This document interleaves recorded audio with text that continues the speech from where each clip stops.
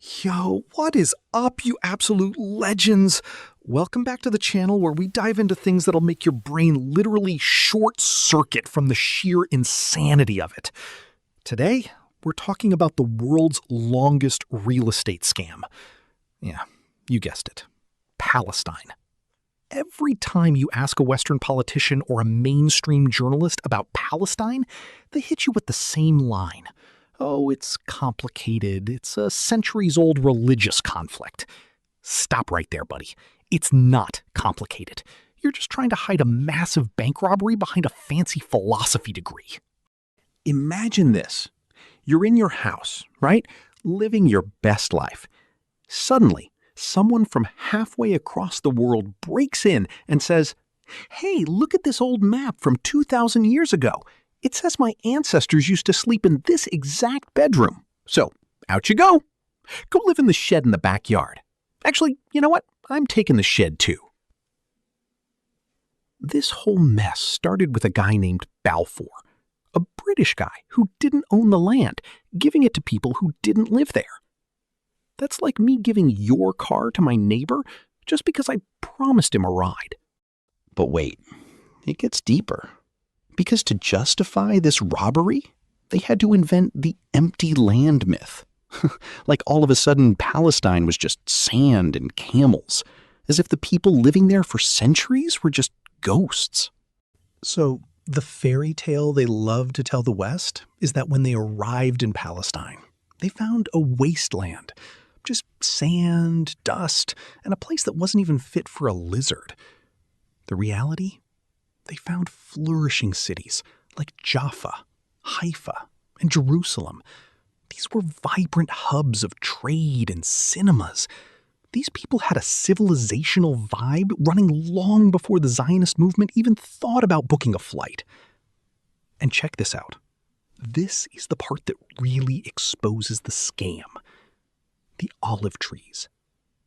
Some of these trees in Palestine are over 2,000 years old. They saw the Romans. They saw everything.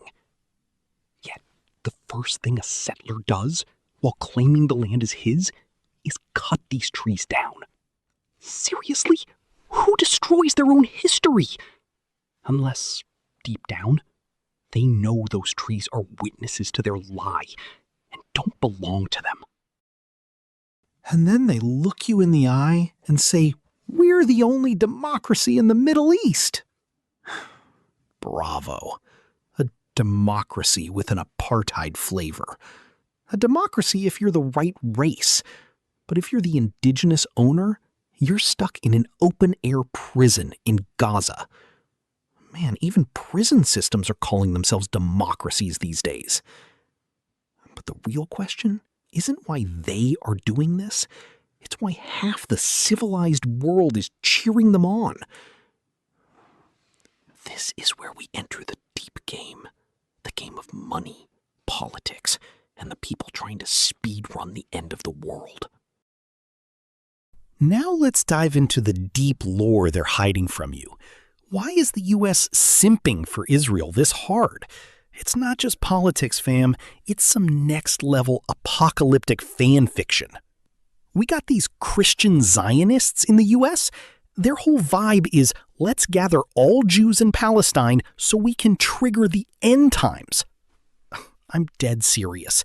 These guys are trying to speed-run the apocalypse using tax dollars. So they aren't supporting them because they actually like them. They're doing it to trigger a prophecy that ends them all anyway. Imagine giving someone $1 billion and saying, "I got your back," while secretly meaning, "See you at Armageddon so I can watch you get wiped out." That's the ultimate fake friendship in history, a toxic relationship on a global military scale. And the politicians? They're basically NPCs for these donors. Anyone who opens their mouth and says, "Yo, what's happening in Gaza is messed up," gets canceled instantly and labeled an anti-Semite. Logic in the West has a massive glitch right now. Killing kids? Self-defense. Stealing homes? Historical right. Speaking the truth? Terrorist. At the end of the day, legends, the truth is like the sun. No matter how much you try to hide it with the filter of propaganda, it's going to break through and burn your hand. For us as Muslims, Palestine isn't just a trend that fades away. It's justice versus oppression.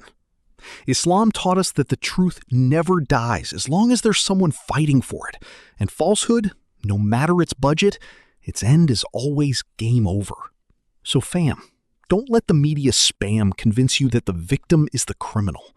The world is restarting its mindset right now, and people are finally realizing that this decades-old scam is totally exposed, and the glitch in their narrative is everywhere. Basically, the truth is now in HD, and if you still want to see it in 480p, that's a problem with your glasses, not reality. Stay confident, stay woke, and don't let any NPC program your brain with a lie they don't even believe themselves. Think about it. And peace.